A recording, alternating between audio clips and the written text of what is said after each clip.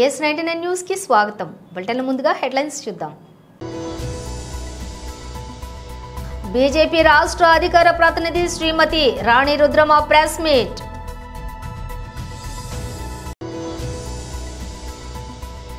కురుమూర్తి స్వామిని దర్శించుకుని మీడియాతో మాట్లాడిన మాజీ మంత్రి ఎమ్మెల్యే హరీష్ రావు. సుస్థిర అభివృద్ధికై విద్యార్థి పౌష్టికత కార్యక్రమాన్ని ప్రారంభించిన మల్కాజ్గిరి ఎంపీ ఈటెల రాజేందర్. వేములవాడలో ప్రజాపాలన విజయోత్సవాల్లో ముఖ్యమంత్రి రేవంత్ రెడ్డి. చంద్రబాబు హయాంలో వార్షిక అప్పుల వృద్ధి రేటు 19.54%. వైఎస్ జగన్ హయాంలో 15.61% మాత్రమే. వైఎస్ జగన్. ఇక డీటెయిల్స్ చూస్తే బీజేపీ రాష్ట్ర అధికార ప్రతినిధి శ్రీమతి రాణి రుద్రమ ప్రెస్ మీట్ నిర్వహించారు. అడ్డెడు పేలాలు బుక్కినా ఆకలి తీరదన్నట్టు అడ్డమైన తిట్లు తిట్టినంత మాత్రాన పరిపాలన చేసినట్టు కాదు. ఇది రాష్ట్ర ముఖ్యమంత్రి రేవంత్ రెడ్డి గారికి సరిగ్గా సరిపోయేటటువంటి సామెత. 1 సంవత్సర కాలం పాటు పరిపాలించినటువంటి కాంగ్రెస్ ప్రభుత్వం నిన్న విజయోత్సవ సభ అని చెప్పి, అది కూడా మహిళా విజయోత్సవ వారోత్సవాలు అని చెప్పి, ఇందిరాగాంధీ గారి జయంతి సందర్భంగా చేస్తున్నామని చెప్పి లక్షలాది మంది మహిళలను తరలించి వరంగల్లు గడ్డ మీద భద్రకాళి అమ్మవారి సాక్షిగా, సమ్మక్క సారలమ్మ సాక్షిగా నిర్వహించినటువంటి సభ అది మహిళా విజయోత్సవ సభ కాదు, మహిళా వంచన సభ. మహిళలని వంచించి మహిళలకు ఇస్తామని చెప్పినటువంటి హామీలన్నీ ఎగ్గొట్టి మహిళల జీవితాలను అధోగతి పాలు చేస్తున్నటువంటి తెలంగాణ రాష్ట్రంలో కాంగ్రెస్ ప్రభుత్వ హయాంలో మహిళల సాక్షిగా మహిళలను వంచించి పెట్టినటువంటి సభ. తెలంగాణ రాష్ట్రంలో గత సంవత్సర కాలంలో మహిళల రక్షణ అనేటువంటిది కరువైపోయినటువంటి పరిస్థితి. కిడ్నాప్ అయినటువంటి మహిళల ఆచూకీ కూడా 10 రోజులైతే కానీ తెలియని పరిస్థితి. అత్యాచారాలు చేస్తున్నటువంటి పరిస్థితి, హత్యలు చేస్తున్నటువంటి పరిస్థితి, దాడులు చేస్తున్నటువంటి పరిస్థితి. దీన్ని ఎవరన్నా కనీసం సమీక్ష చేయడానికి ఎవరన్నా ఉన్నారా అంటే తెలంగాణ రాష్ట్రంలో హోంమంత్రి కూడా దిక్కులేని పరిస్థితి. హోంమంత్రి లేని రాష్ట్రంలో తెలంగాణలో మహిళలకు రక్షణ ఎట్లా ఉంటుందో, మహిళా వారోత్సవాలు మహిళా విజయోత్సవాలు చేసుకునేటటువంటి అర్హత ముఖ్యమంత్రి రేవంత్ రెడ్డి గారికి ఉన్నదా అని భారతీయ జనతా పార్టీ తరఫున మేము ప్రశ్నిస్తున్నాం. ఎన్నికల్లో హామీలు ఇచ్చినారు. శ్రీమతి ప్రియాంక గాంధీ గారిని తీసుకొచ్చి, రాహుల్ గాంధీ గారిని తీసుకొచ్చి, ఒక మీటింగ్లో అయితే సోనియా గాంధీ గారిని తీసుకొచ్చి మహిళా డిక్లరేషన్ చేసినారు. మీరు మహిళా డిక్లరేషన్ చేసి చెప్పినటువంటి వాటిలో ఏదన్నా హామీలను మీరు అమలు చేసిండ్రా? మీకు మహిళా విజయోత్సవాలు చేసుకునేటువంటి అర్హత ఎక్కడిది అని రేవంత్ రెడ్డి గారిని మేము అడుగుతున్నాం. ప్రతి మహిళకు 2500 రూపాయలు ఇస్తామని చెప్పిండ్రు. మీరు ఇవ్వనటువంటి మీకు విజయోత్సవాలు చేసుకునేటువంటి అర్హత ఎక్కడున్నది? ప్రతి చదువుకునేటువంటి ఆడబిడ్డకు, డిగ్రీ చదివేటటువంటి ఆడబిడ్డలందరికీ కూడా ఒక స్కూటీని ఇస్తామని చెప్పినారు. ఈ రోజు వరకు కూడా ఎందుకు ఇవ్వలేదు అని మేము అడుగుతున్నాం. పెళ్లి చేసుకునేటువంటి ఆడబిడ్డలకు 1,00,000 రూపాయలతో పాటు 1 తులం బంగారం ఇస్తామని చెప్పిండ్రు. మీరు ఈ రోజు వరకు ఎందుకు ఇవ్వలేదు అని మేము అడుగుతున్నాం. కురుమూర్తి స్వామిని దర్శించుకుని మీడియాతో మాట్లాడిన మాజీ మంత్రి MLA Harish Rao. Bond paper మీద, ఎన్నికల ముందు బాండ్ పేపర్ మీద రాసిచ్చాడు. 100 రోజుల్లో 6 గ్యారంటీలు అమలు చేస్తా అని బాండ్ పేపర్ మీద రాసిచ్చాడు. మాట మీద నిలబడ్డా? కురుమూర్తి దేవుడి మీద, కనబడ్డ దేవుడి మీద, చర్చి మీద, దర్గాల మీద, మసీదుల మీద ఒట్టుబెట్టి 15 ఆగస్టులోగా రుణమాఫీ చేస్తానడు. మాట మీద నిలబడ్డా? అంటే రేవంత్ రెడ్డికి మాటలు ఎక్కువ, చేతలు తక్కువ. జనరల్ గా ఎవడు ఎక్కువ మాట్లాడతాడు? తిట్ల పురాణం ఎవడు అందుకుంటాడు? చేతగానోడు, పరిపాలన చేతగానోడు, ఓడిపోయేవాడు, ఫ్రస్ట్రేషన్లో ఈ వదురుబోతు మాటలన్నీ మాట్లాడుతుంటారు. ఇవాళ రేవంత్ రెడ్డి పొద్దున్న లేస్తే నిన్న 45 నిమిషాల ప్రసంగం చేస్తే 50 సార్లు కేసీఆర్ని యాద్ చేసుకున్నాడు. ఆయనకు నిద్రలో కూడా కేసీఆర్ యాదికి వస్తుండు, నిద్రలో కూడా బీఆర్ఎస్ యాదికి వస్తుంది. మరి కేసీఆర్ లేకుండా చేస్తా అంటాడు. అంటే నీకు కేసీఆర్ భయం పట్టుకున్నది, నీకు అర్థమైంది నీ పని అయిపోయిందని. ప్రజలందరూ కేసీఆర్ అన్నా యాడున్నావు అంటుండ్రు, ప్రజలు కేసీఆర్ను యాడ్ చేసుకుంటుండ్రు. ఇవాళ ఆయనకు అర్థమైపోయే భయంతోని ఫ్రస్ట్రేషన్తోని నోటికి వచ్చినట్టుగా ఇవాళ మాట్లాడుతూ ఉన్నాడు. అందుకే మేము ఈరోజు మా గౌరవ మాజీ మంత్రివర్యులు శ్రీనివాస్ గౌడ్ అన్న, లక్ష్మారెడ్డి అన్న, నిరంజన్ రెడ్డి అన్న, అదేవిధంగా స్థానిక మాజీ శాసనసభ్యులు ఆల వెంకటేశ్వర రెడ్డి గారు, గౌరవ మాజీ శాసనసభ్యులు అందరం కూడా ఆర్ఎస్ ప్రవీణ్ గారు ఆ దేవుణ్ణి దర్శించుకున్నాం. జనరల్గా ఏమైందంటే పాలకుడే పాపం చేస్తే ఆ రాజ్యానికి అరిష్టమట. పాలకుడు పాపం చేస్తే, పాలకుడు దేవుడి మీద ఒట్టుపెట్టి మాట తప్పితే ఆ ప్రాంతానికి నష్టం జరుగుతుంది. ఆ దేవుడికి కోపం వస్తే కురుమూర్తి స్వామి ఎంత మంచోడో మరి పాపం చేస్తే అంత కోపానికి కూడా వస్తాడు. అందుకే ఆ దేవుణ్ణి ప్రార్థించిన మేమందరూ పోయి, ఈ ముఖ్యమంత్రి పాపాత్ముని క్షమించు, నీ మీద ఒట్టుపెట్టి మాట తప్పిండు, ఈ పాపాత్ముని క్షమించి ప్రజల్ని కాపాడు దేవుడా అని ఆ కురుమూర్తి వెంకటేశ్వర స్వామిని ప్రార్థించాం. ఎందుకంటే ఆయన ప్రాయశ్చిత్తం చేసుకోలే, బహుశా మొన్న వచ్చిండు ప్రాయశ్చిత్తం చేసుకుంటాడేమో, దేవునికి మొక్కి బయటకు వచ్చి తప్పైంది, నేను 15 ఆగస్టులో రుణమాఫీ చేయలేదు, ప్రజల్ని మోసం చేసిన, దేవుణ్ణి మోసం చేసిన అని ముక్కు నేలకు రాస్తాడేమో అనుకున్నా. నేను చేసిండు ఆ పని. పైగా ఉల్టా బుకాయిస్తున్నాడు. ఆ రోజు మొదలు చెప్పింది 41,000 కోట్ల రుణమాఫీ అన్నారు, తర్వాత 31,000 కోట్లు అన్నారు, బడ్జెట్లో 26,000 కోట్లు పెట్టిండ్రు. చేసింది ఎంత అంటే 17,000 కోట్లు. 42 లక్షల మంది రైతులకు రుణమాఫీ చేస్తా అని చెప్పి ఈ పుణ్యాత్ముడు 20 లక్షల మందికి చేసిండు, ఇంక 22 లక్షల మందికి రుణమాఫీ చేయలేదు. అంటే సగం కంటే ఎక్కువ రుణమాఫీ కాలే. ఇంకా ఈ ఉద్దారకానికి ఇంకేం మాట్లాడతాడు? హరీష్ రావు రాజీనామా చేయి, నేను రెడీగా ఉన్నా అని చెప్పినప్పుడే. నాకు ఈ రైతులకు మేలు జరిగితే, ఎందుకంటే కేసీఆర్ మాకేం నేర్పిండు మనందరికీ, సుస్థిర అభివృద్ధికై విద్యార్థి పౌష్టికత కార్యక్రమాన్ని మల్కాజ్గిరి ఎంపీ ఈటెల రాజేందర్ ప్రారంభించారు. బాలాజీనగర్, జవహర్ నగర్ అంటేనే తెలంగాణ నలుమూల నుంచి దేశవ్యాప్తంగా ఎవరికి ఎక్కడ ఉపాధి కావాలన్నా, వాళ్ళని ఆ గడ్డ ఆదుకోవాలన్నా ఆదుకునే అడ్డ గడ్డ జవహర్ నగర్ అడ్డ. ఇది పేదవాళ్ళు ఉండేటువంటి ఉంటాయి. ఇక్కడ పేరుకే 50,000 జనాభా 60,000 జనాభా అంటారు, కానీ రోజు ఫ్లోటింగ్ పాపులేషన్ దాదాపు 2 లక్షల దాకా ఉండే జవహర్ నగర్లో పద్మావతి గారు కొద్ది సంవత్సరాలుగా పేద పిల్లలు, వాళ్ళు పూర్తి ఆర్ఫన్ పిల్లలు కావచ్చు, సెమీ ఆర్ఫన్ పిల్లలు కావచ్చు, అలాంటి పిల్లలకి ఆదుకోవాలి, విద్య నేర్పాలి, తల్లి తండ్రి లేని లోటు తీర్చాలనే సంకల్పంతో ఈ ఇన్స్టిట్యూట్ ఏర్పాటు చేసినట్టు కనపడతా ఉంది. అనేక స్వచ్ఛంద సంస్థల దేశంలో ఇలాంటి కార్యక్రమాలు ఒడిగడుతూ ఉన్నాయి.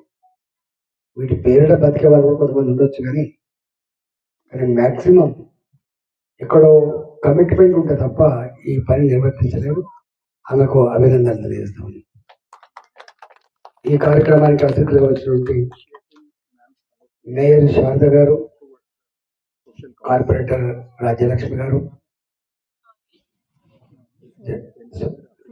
సువర్ణ గారు, ఇవాళ సుదర్శన్ రెడ్డి గారు, నారాయణ రెడ్డి గారు,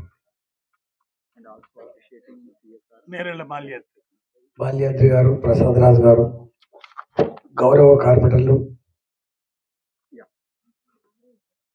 కోటేశ జయచంద్ర గారు, కోటేశ్ గారు, సురేష్ గారు, రాజు గారు, సురేషన్ గారు, అందరికీ పేరు పేరున ఏమనుకోకుండా వేదిక మీద గౌరవ కార్పొరేటర్లందరికీ, పెద్దలందరికీ నమస్కారం. ప్రపంచంలో దాతృత్వానికి కొదువ లేదు. వాస్తవం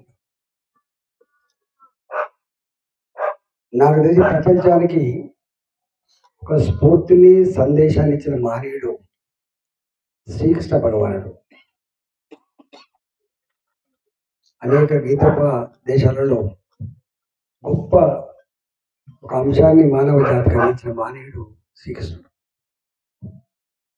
ఇవాళ నీవు అనుభవిస్తున్న ఈ సంపద, అనుభవిస్తున్న ఈ భోగం, ఈ అంతస్తు నీది కాదు. గతంలో వేరే వాళ్ళు దాన్ని అనుభవించారు. ఇవాళ నువ్వు అనుభవిస్తున్నావు, రేపు మరొకరు అనుభవించేటువంటి ఆస్కారం ఉంది. మానవుడు ఈ గొప్ప జీవితాన్ని, ఇలా మనం గొప్ప జీవితాన్ని సార్థకతం చేసుకోవాలి మనిషి అని చెప్పి ప్రవచిస్తాం.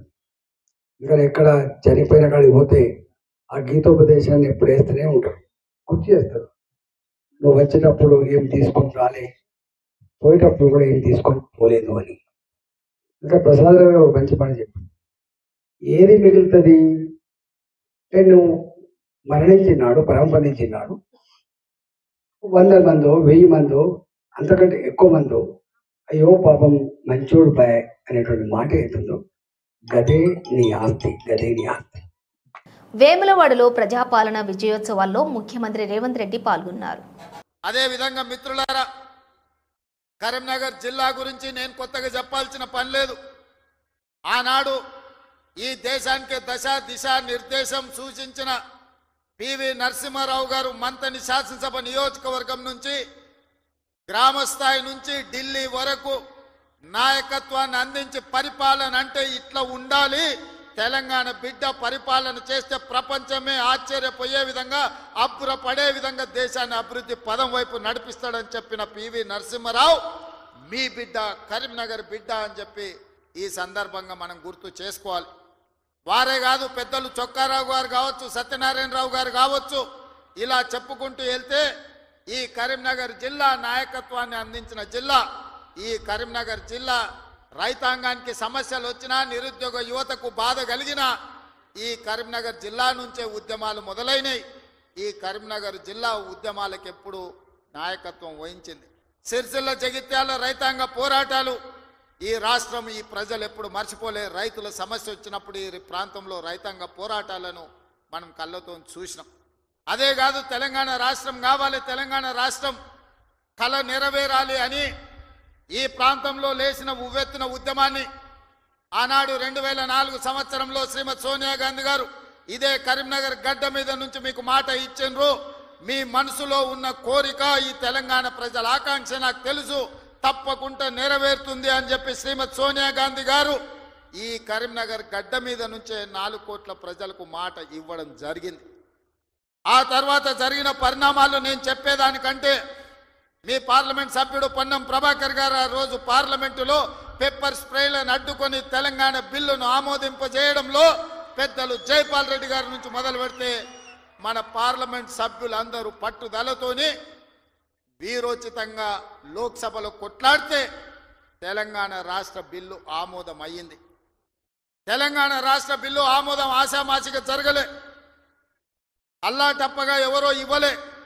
శ్రీమతి సోనియా గాంధీ గారు ఆంధ్రప్రదేశ్లో 155 అసెంబ్లీలు 25 పార్లమెంట్లు ఉన్న పార్టీ శాశ్వతంగా నష్టపోయినా, కేంద్రంలో అధికారం కోల్పోతుందని తెలిసిన 4 కోట్ల తెలంగాణ ప్రజల కోరిక నెరవేరాలి, కరీంనగర్ గడ్డ మీద నుంచి ప్రజలకు ఇచ్చిన మాట నెరవేర్చాలి అని వారు ఇచ్చిన మాటకు కట్టుబడి ఇవాళ తెలంగాణ రాష్ట్రం ఇచ్చింది. కాబట్టి మనందరం గర్వంగా తలెత్తుకొని నాది తెలంగాణ రాష్ట్రం, ఈ తెలంగాణ రాష్ట్రంలో ఇందిరమ్మ రాజ్యం, ప్రజా ప్రభుత్వం ఉన్నదని ఇవాళ మనం గొప్పగా గర్వంగా చెప్పుకునే పరిస్థితులు ఈ రోజు మనకు వచ్చినాయి. అంటే శ్రీమతి సోనియా గాంధీ గారు కరీంనగర్ గడ్డ మీద నుంచి ఇచ్చిన మాట అన్న సంగతి నేను మీకు గుర్తు చెయ్యదలుచుకున్నా.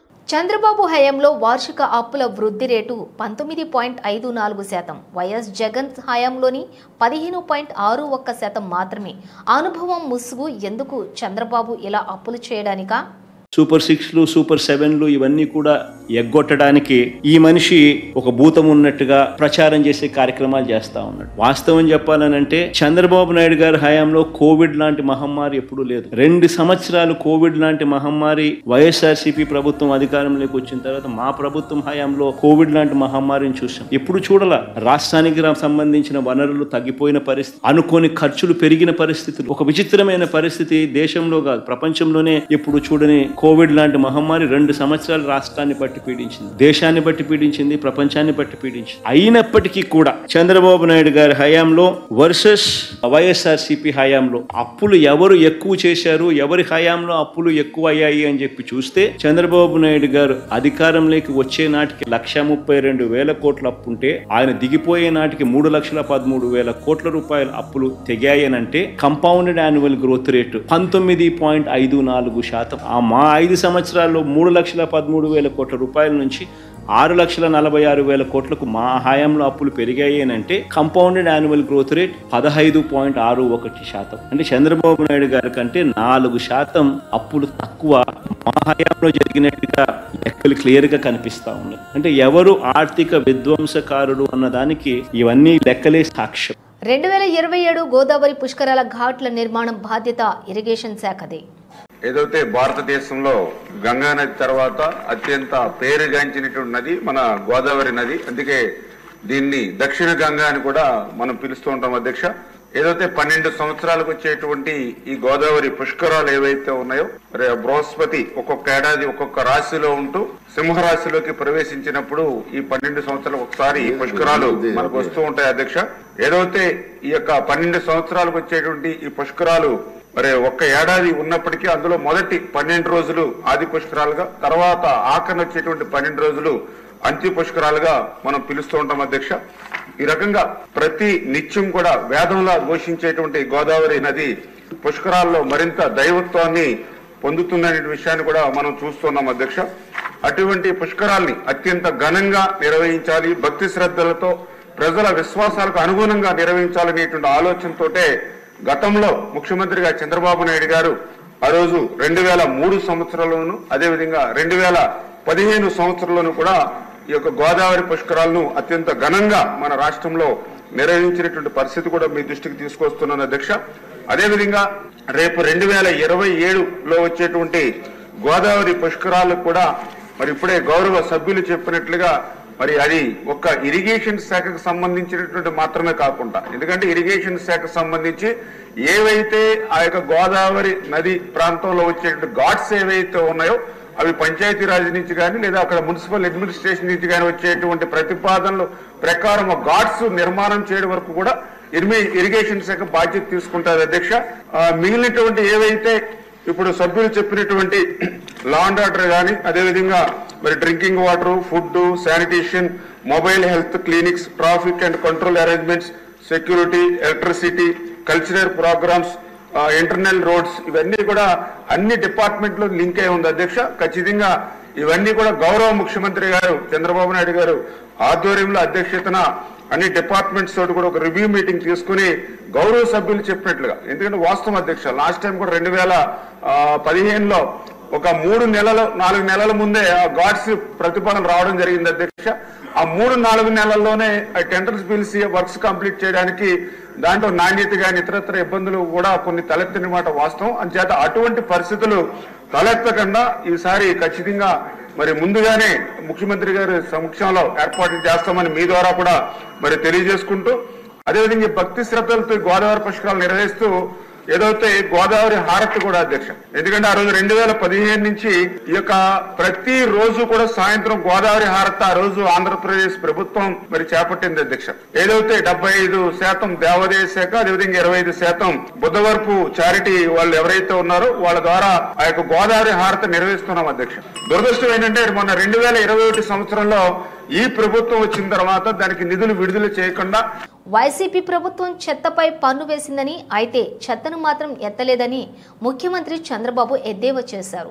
తాము చెత్త పన్నును రద్దు చేశామని, చెత్తను తీయిస్తున్నామని చెప్పారు. అమరావతి కొనసాగి ఉంటే రాష్ట్రానికి ఆదాయం వచ్చేదని అన్నారు. అమరావతికి పూర్వ వైభవం తీసుకొస్తామని చెప్పారు. అసెంబ్లీలో మాట్లాడుతూ ఆయన ఈ వ్యాఖ్యలు చేశారు. రోడ్లపై గుంతలు పూడ్చడానికి 860 కోట్లు విడుదల చేశామని సీఎం తెలిపారు. సంక్రాంతి నాటికి గుంతలు లేని రోడ్లను తయారు చేస్తామని చెప్పారు. 75,000 కోట్లతో రాష్ట్రంలో నేషనల్ హైవే పనులు జరుగుతున్నాయని తెలిపారు. 30 నుంచి 40,000 కోట్ల పనులు త్వరలోనే ప్రారంభిస్తామని చెప్పారు. అమరావతి రైల్వే లైన్కు కేంద్రం సహకరించిందని తెలిపారు. ఎన్టీపీసీ జెన్కో జాయింట్ వెంచర్తో విశాఖలో 1,00,000 కోట్ల పెట్టుబడులు పెట్టబోతున్నారని చంద్రబాబు చెప్పారు. 65,000 కోట్ల పెట్టుబడులతో రిలయన్స్ బయోగ్యాస్ రాబోతోందని తెలిపారు. ఈ బయోగ్యాస్తో 2.5 లక్షల మందికి ఉపాధి లభించే అవకాశం ఉందని చెప్పారు. పరిశ్రమల కోసం 25 పాలసీలు తీసుకొచ్చామని తెలిపారు. ఇప్పటికే మెగా డిఎస్సి ప్రకటించామని చెప్పారు. గంజాయి, డ్రగ్స్ వల్లే రాష్ట్రంలో దారుణాలు జరుగుతున్నాయని ముఖ్యమంత్రి తెలిపారు.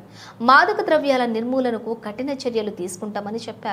నేరాలు చేసే వారిపై ఉక్కుపాదం మోపుతామని, దోషులకు శిక్ష విషయంలో రాజీ పడే ప్రసక్తే లేదని హెచ్చరించారు. రాష్ట్రంలో ఇప్పటికే 101 క్యాంటీన్లు ఉన్నాయని, భవిష్యత్తులో మరిన్ని క్యాంటీన్లను కూడా ప్రారంభిస్తామని చంద్రబాబు చెప్పారు. బుక్ చేసుకున్న వారందరికీ కూడా ఉచిత గ్యాస్ సిలిండర్లను ఇస్తున్నామని చెప్పి తెలిపారు. విజయవాడ వరదల సమయంలో 500 కోట్ల విరాళాలు వచ్చాయని, తమ ప్రభుత్వంపై నమ్మకంతో దాతలు పెద్ద మొత్తంలో విరాళాలు ఇచ్చారని చెప్పారు. ఫుట్బాల్ దిగ్గజం లియోనెల్ మెస్సీ వచ్చే ఏడాది కేరళకు రానున్నారు. ఇంటర్నేషనల్ ఫుట్బాల్ మ్యాచ్ కోసం అర్జెంటీనా జట్టు కేరళకు రానుంది. ఈ మ్యాచ్కు సంబంధించి చాలా కాలం పలు వార్తలు సోషల్ మీడియాలోని చక్కర్లు కొడుతూ ఉన్నాయి. అయితే మెస్సీ రాకపై తాజాగా కేరళ క్రీడా శాఖ మంత్రి అబ్దుల్ రహీమీన్ క్లారిటీ ఇచ్చారు. ఇక రాష్ట్రంలోని అంతర్జాతీయ ఫుట్బాల్ మ్యాచ్ నిర్వహించబోతున్నామని వివరించారు. ఈ మ్యాచ్ కోసం అర్జెంటీనా జట్టు కేరళకు వస్తుందని, జట్టులో ప్రముఖ ఆటగాడు మెస్సీ కూడా ఉంటారని బుధవారం తెలిపారు. బుధవారం మీడియా సమావేశం ఏర్పాటు చేసిన మంత్రి అర్జెంటీనా మ్యాచ్కు సంబంధించిన వివరాలు వెల్లడించారు. రాష్ట్ర ప్రభుత్వమే ఈ చారిత్రాత్మక మ్యాచ్ నిర్వహిస్తోందని, ఇందుకోసం రాష్ట్రంలోని వ్యాపారులు ప్రభుత్వానికి ఆర్థిక సాయం అందిస్తారని చెప్పారు. పెద్దపల్లి జిల్లా అంతర్గం మండలం తహసీల్దార్ కార్యాలయంలో ఏసీబీ అధికారులు దాడి చేసి ఎంఆర్ఓతో పాటు ఆర్ఐని రెడ్ హ్యాండెడ్గా పట్టుకున్నట్లు బాధితుడు మహేష్ పేర్కొన్నారు. లింగాపూర్ గ్రామానికి చెందిన ఆలకుంట మహేష్ ఇసుక అక్రమ రవాణా చేస్తున్నాడని ఎస్ఐ వెంకటస్వామి ట్రాక్టర్ సీజ్ చేసి తహసీల్దార్ రమేష్కు బైండ్ ఓవర్ చేసినట్లు బాధితుడు చెప్పారు. సీజ్ చేసిన ట్రాక్టర్ను విడిపించాలంటూ తహసీల్దార్ రమేష్ను కోరగా ₹1,00,000 లంచం డిమాండ్ చేశారన్నారు. ఆర్ఐ సూచనల మేరకు ₹50,000 అంగీకారం కుదిరినట్లు బాధితుడు తెలిపారు. తహసీల్దార్ వేధింపులు భరించలేకే బాధితుడు ఏసీబీని ఆశ్రయించడం జరిగిందన్నారు. ఏసీబీ అధికారుల పర్యవేక్షణలోని ₹25,000 డీడీతో పాటు ₹12,000 నగదును తహసీల్దార్ రమేష్ చెప్పినట్లుగా రెవెన్యూ ఇన్స్పెక్టర్ శ్రీధర్కు ఇస్తూ ఉండగా ఏసీబీ అధికారులు రెడ్ హ్యాండెడ్గా పట్టుకున్నట్లు బాధితుడు మహేష్ చెప్పారు.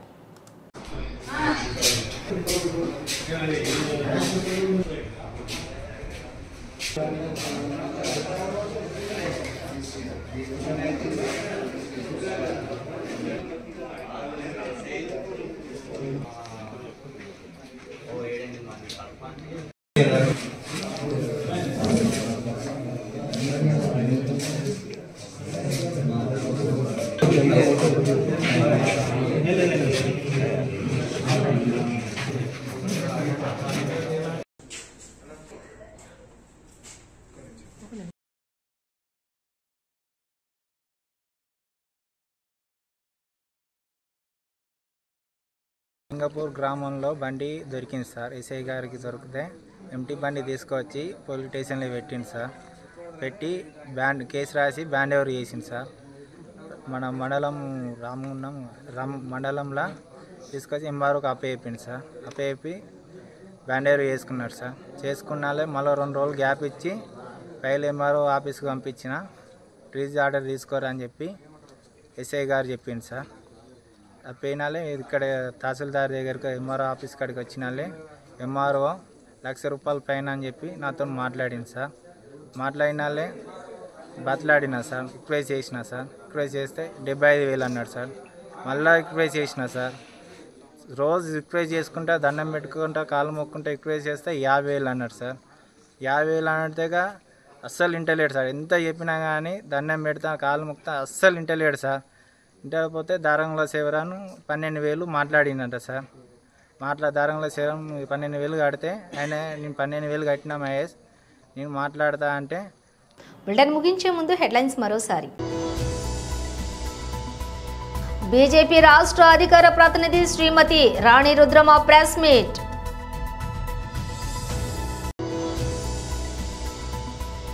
కురుమూర్తి స్వామిని దర్శించుకుని మీడియాతో మాట్లాడిన మాజీ మంత్రి ఎమ్మెల్యే హరీష్ రావు. సుస్థిర అభివృద్ధికై విద్యార్థి పౌష్టికత కార్యక్రమాన్ని ప్రారంభించిన మల్కాజ్గిరి ఎంపీ ఈటెల రాజేందర్. వేములవాడలో ప్రజాపాలన విజయోత్సవాల్లో ముఖ్యమంత్రి రేవంత్ రెడ్డి. చంద్రబాబు హయాంలో వార్షిక అప్పుల వృద్ధి రేటు 19.54%. వైఎస్ జగన్ హయాంలో 15.61% మాత్రమే. వైఎస్ జగన్. ఇవి బులెటిన్ విశేషాలు. మరో బులెటిన్తో మళ్ళీ కలుద్దాం.